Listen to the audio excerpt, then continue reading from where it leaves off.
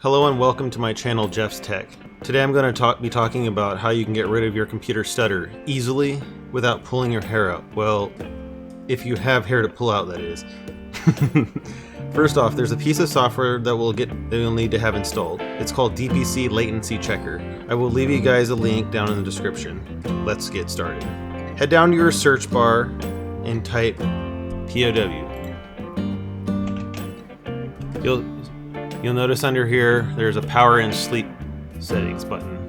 Then click on additional power settings. You'll notice here I have the high performance tab highlighted, which I like to use because I don't need to preserve energy. I want to favor my performance. Click on change plan settings, change advanced power settings, and then you want to go down to processor power management. Click on the plus sign and click on both plus signs besides minimum power processor state and maximum processor state.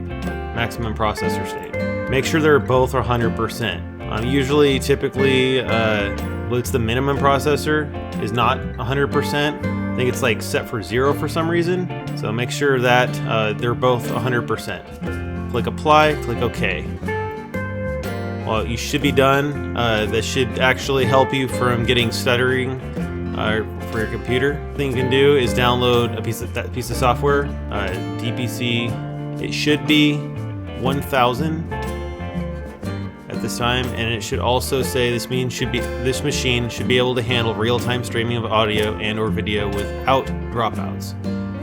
You'll notice down here it should be in the 1000 range or a little higher. That's fine. And you can monitor the latency. As you see, I'm talking on a microphone right now, and so I'm noticing a little bit, but mainly I'm actually pretty smooth across the board. Right. Well, that really concludes this video. If you have any questions, you can leave a comment. Please subscribe, like, and check out some future videos as I put them out. Tell me what you want to hear. Give me some feedback for this video, and so I know what to put out for the future. Thank you. Peace.